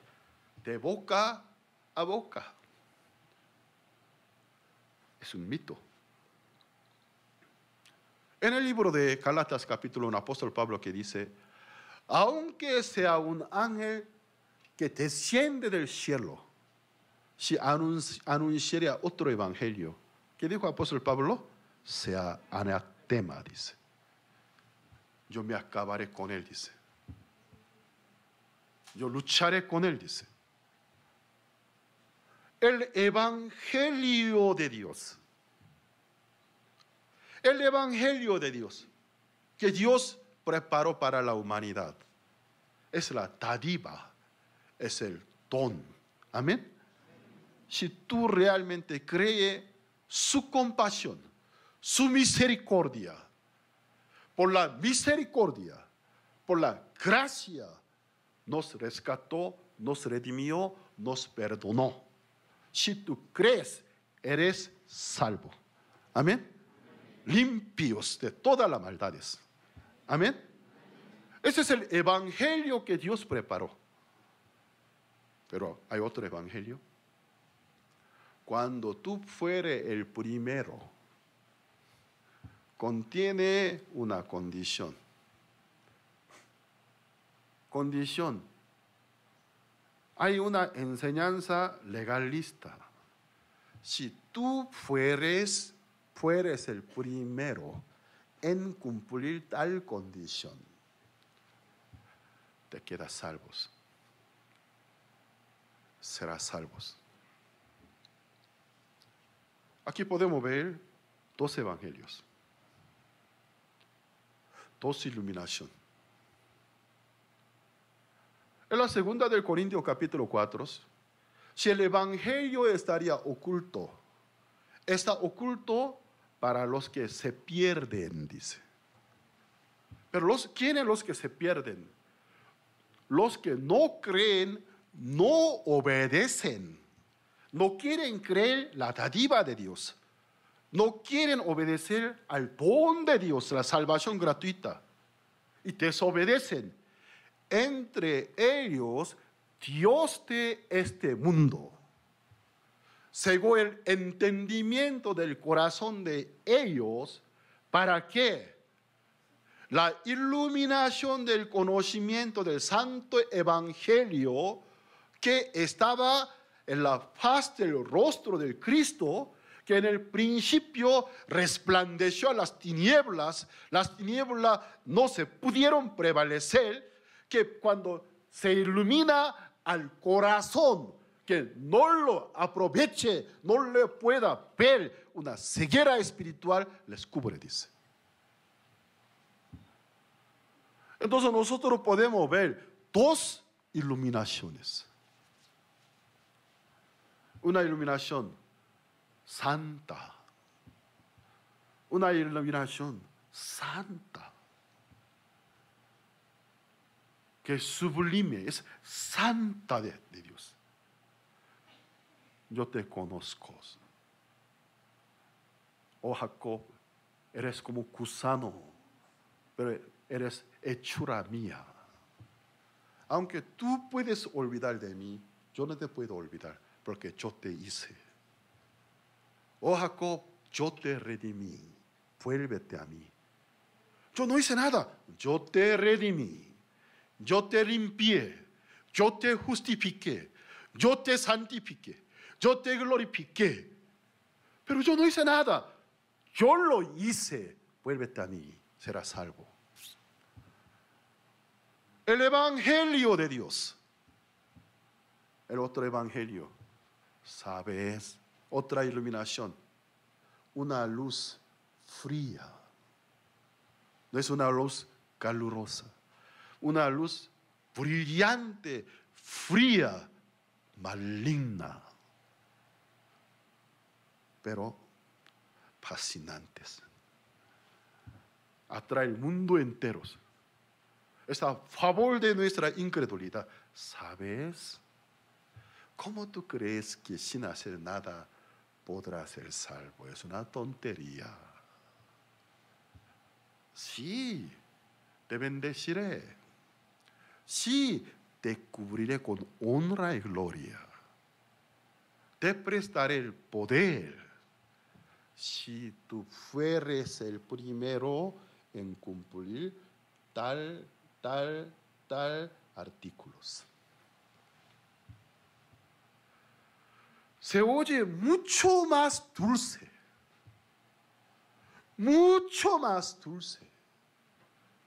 Convence al mundo entero. Un evangelio regalista. Si tú haces algo, te bendeciré. Si tú fueres diferente que los demás, te resaltaré, te exaltaré, te cubriré con mi honra. ¿Esto cómo resulta? Se opone contra la iluminación del santo evangelio de Cristo. Todos los enfermos del estanque de Betesda, atraídos, distraídos por aquella iluminación, apareció el Señor Jesucristo, glorioso Señor Salvador. Ni uno pone su mirada a Él. Todo el mundo, ¿dónde pone sus miradas? Al ángel. Ángel de la luz. Parece el mismo ángel que dio la ley. Se disfraza como ángel de luz. Como si fuese el mismo ángel que entregó la ley. Por eso les importa práctica legalistas. Pero no es el mismo ángel.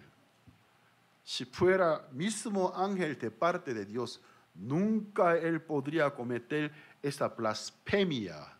Atrae la mirada de multitudes enfermos oponiendo contra Cristo, que nadie mire al Cristo. No es el mismo ángel que entregó la ley. Un ángel maligno que se disfraza como ángel de luz. Cúmplelos. Estudié un poco sobre el estanque de Betesda. El estanque de Betesda es artificial. En realidad, es dos fosas que retienen el agua corriente para el uso de las ofrendas de expiaciones junto a la puerta de la oveja, donde se lavan las ovejas, las ofrendas expiatorias.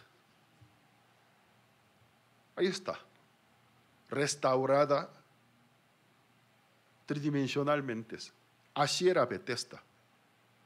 La parte de arriba, zona norte, la parte de abajo, zona sur, dos albercas, dos piscinas donde retiene agua viva, agua de la corriente. No es agua traída y cargadas. En medio hay un eje, una pared gruesa, desniveladas. De la parte de arriba un poco más alto y hondo. La parte de abajo un poco menos hondos. Pero debajo de las aguas hay un canal. Cuando el nivel del agua de la fosa de arriba alcanza a cierto nivel, automáticamente empuja el agua hacia la parte de abajo. Diariamente, una vez en diferentes horas sucedía. Cuando el agua empieza a entrar a la fosa de abajo, agitaba el agua. En la superficie del agua se veía agua como remolino que agitaba. En aquel tiempo los hombres, la gran mayoría eran hombres ignorantes, sin el conocimiento, ¿cómo se dice? Arquitectónico. No sabía cuando el agua se agita, creía que el ángel agitó el agua. Todo el mundo se mete el agua. Por una leyenda, por un mito. Anteriormente, el país Israel, después del Malaquías, durante 400 años, es el periodo intertestamentario, se dice, es un término. Los reyes griegos vinieron, reinaron sobre el país Israel. El gran rey Alejandro llegó a Jerusalén. Cuando los reyes griegos reinaron sobre el país Israel, el famoso helenismo, la cultura griega, se mezcló con la cultura judía. Luego los romanos llegaron y reinaron. Pero los romanos tomaron la cultura griega. ¿Qué pasa? Entonces, en la mitología griega hay un dios de la medicina, Asclepio. Estas estatuas. Es un dios de la medicina de Grecia y Roma, Asclepio. El bastón que él tiene con víboras, eso llegó a ser que emblema del hospital ambulancias. Entonces, ¿qué pasa? Los arqueólogos encontraron junto al estanque de Bethesda una estatua se parece casi igual a Asclepios. Es una hipótesis, es alta posibilidad. El ángel que los judíos esperaban no era el ángel de las Biblias. Un dios griego, romano, conforme al paso del tiempo, adaptado, transformado como un ángel, un demonio, otro ángel, otro dios. Porque Asclepio, de la medicina, por el agua limpia, cura la enfermedad. Si te bañas, tú tomas el agua limpia, te bañas el agua limpia. Por eso en el tiempo del Señor Jesucristo, esto llegó a ser como una parte de la ciencia de medicina y cultura. En el tiempo del Señor Jesucristo, la ciencia de medicina más aceptada de la filosofía de Asclepios en toda Asia Menor, Europa. Los reyes construían estanques artificiales donde retienen agua corriente. Entonces, cualquier estanque fue considerado como el hospital, fue llamado Asclepio, proviene del nombre del dios de medicina griegos. En el tiempo del Señor Jesucristo, Bethesda era un Asclepio, equivalente de un hospital. Había 5 pórticos, dice. Cada pórtico es una columna griega. Eso no es estructura judía. 5 columnas griegas estaban construidas. La cultura griega. Multitudes de enfermos. Luego, en la ruina del Bethesda, los arqueólogos encontraron en la esquina una estatua de Asclepio. Entonces, tiene una gran posibilidad. El ángel que los israelitas esperaron era un mito. La mitología griega mezclada con algunas leyendas, costumbres judías. Porque ninguna parte del Antiguo Testamento que respalda que un ángel puede descender para curar a los enfermos. Son las mitologías paganas. ¿Eso qué quiere enseñar a nosotros? En el lugar de la misericordia, en el lugar donde la gente se reúne buscando la salvación, en vez de creer la profecía de la Biblia, creen mitos, filosofías, ideologías humanas que no tienen fuente en la Biblia. Si tú te comportas bien, Dios te bendice. ¿Dónde dice eso? Si tú cumples, Dios te justifica. ¿Dónde dice? ¿En qué parte de la Biblia? En vez de esperar la salvación, una verdadera fe cristiana, una fe mezclada pagana con el legalismo. Si tú haces esto, Dios te bendice. Hoy en día muchas iglesias son activistas. Activismo enseña. Si te portas bien, te comportas bien, si tú haces bien. Ese es el otro evangelio. El evangelio de la Biblia. Si tú crees en el Señor Jesucristo, eres salvo. Amén. De la misma manera, si tú crees en su palabra, el poder ejecuta en tus vidas. En vez de creer en Él, dice, mi justo por la fe vivirá. Enseña a ser activista.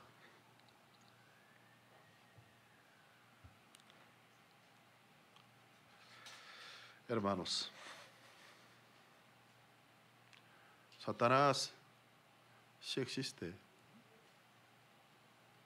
La iluminación de Satanás, fuerte, es resplandeciente.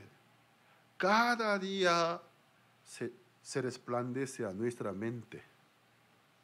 Nos quiere apartar de la verdad de las Biblias. En vez de creer en el Señor Jesucristo, si tú haces algo, si tú fueres así, nos quiere separar, apartar de la verdad de las Biblias. Hoy la Biblia aquí dice, el Señor vio a un enfermo por 38 años. Supo que ya lleva muchos años. Quiere ser sano. Es el único que se volteó para mirar a Cristo, mientras que todo el mundo se fijan al ángel, al demonio, una iluminación falsa, diabólica. Nadie quiere ver la iluminación del Santo Evangelio. Señor que dice, ¿quieres ser sano? Claro que sí, pero mientras tanto que yo voy, después que el agua del estanque se haya agitado, todo el mundo me rebasa. Tampoco hay quien me lleve. Sí, pero la salvación, si consistiera en alguna condición nuestra, yo no la tengo. Ni la otra persona. No, por mí mismo yo no puedo salvar, ni por la fuerza ajena, yo no. El Señor lo vio. Él no se fija a la iluminación diabólica. Está entendido. Si la salvación fuera por alguna condición especial mía, estoy fuera del plan de la salvación.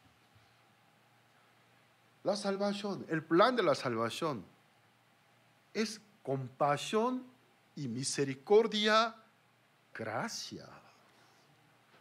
Dios Jesús lo vio. Levántate, toma tu lecho y anda. A un enfermo, ¿qué significa que se levantara? Estás sano. Pero yo no fui el primero en cumplir alguna condición. Estás sano. Eres sano. Levántate, toma tu lecho. Es cuestión de depositar la fe, creer en su palabra. ¿Quieres ser sano? Pero yo no tengo una condición. Levántate. Pero yo ya llevo 38 años. Levántate, ¿qué quiere decir? Que te hace enfermos. Tú te haces enfermo. Levántate, eres limpio. Eres sano. Levántate. Cree mi palabra. Levántate porque eres sano. Levántate. Toma tu lecho y camina. Un momento el enfermo quedó pensativo. Entonces, ¿qué hago? ¿Creo en su palabra o no creo? ¿Creo en su palabra o no creo? ¿Creo en su palabra o no creo? No hice nada. No fui tan especial, pero me dice que me levantara. Entonces quiere decir que supuestamente soy ya sano. ¿Creo? No creo. ¿Creo? No creo. ¿Creo? No creo. Pero en que yo pierdo por más que le creo, no pierdo nada, entonces creeré. Bueno, entonces soy sano. Voy a tratar de levantar, yo soy sano. Y creyó. ¿Qué le sucedió? Un poder que en su vida nunca había experimentado. En su nervio, en su músculo, sintió una fuerza inexplicable que fluye. Levanta. se levantó de susto, temblando. Luego empezó a probarlo como medio paralítico y después poco a poco más ágil. Entonces, y empezó a caminar cojeando. Luego un poco más rápido. Empezó a correr glorificando. ¡Gloria a Dios! Amén. ¡Gloria a Dios! Fue salvado. Amén. Solo creyó. Y luego, con el paso del tiempo, leyendo la Biblia, acordándose, le ilumina, le da fuerza, le viene la certeza, se reafirma, soy salvo, soy hijo de Dios, mis pecados, realmente soy justo por la sangre de Cristo. Alaba a Dios, camina, corre, lo anuncia al mundo entero. Amén. Aquí podemos ver 2 evangelios. Gracias al Señor, nuestra iglesia no come el estanque de Bethesda. Pero hay muchos lugares, los lugares de adoraciones a Dios, pero en realidad a los ángeles diabólicos. Una leyenda, un mito que no tiene fuente bíblica. Si me comporto bien, Dios me va a bendecir. La historia de Bethesda aún continúa. La operación de espíritu maligno aún continúa. Diariamente yo siento la invasión, el ataque de aquella iluminación diabólica. Cuando no estoy meditando en las palabras, con mi mente normal llegan pensamientos. Me hace pensar, me hace sentir como que yo debería hacer algo por mí mismo para agradar a Dios. Pero la vida de fe es diferente. No piensen en hacer algo para Dios, sino consulten al Señor. ¿Tú qué quieres hacer en mí? Cada mañana, Señor, ¿tú qué quieres hacer en mí? Señor, ¿tú qué quieres hacer usando mi cuerpo? Cada mañana, en vez de pensar qué hacer para el Señor, es la religiosidad. Piensen que el Señor, ¿qué quiere hacer en mí? Piense entregar mi cuerpo al Señor. Señor, ¿qué quieres que yo haga? Enséñame. Si tú me enseñas, yo soy un ciego. El Señor actúe en mí. No piensen ser activista para el Señor, sino deje que el Señor en mí actúe. Amén. Es la vida de fe. Entonces, el mismo Señor me conduce, me maneja. Yo no manejo al Señor. El Señor me maneja. Yo no trato de conducir al Señor, sino el Señor me conduce. Entonces, en mi vida, ¿qué sucede? Llevar frutos del Señor Jesucristo. Amén. Los hechos deben ser hechos del Espíritu Santo. Cuando es mi hecho, es basuras. Cuando es el hecho del Señor, es glorioso. Como el libro de Hechos, nuestra vida debe ser una continuación del libro de Hechos del Espíritu Santo. Amén. Hoy hasta aquí compartimos.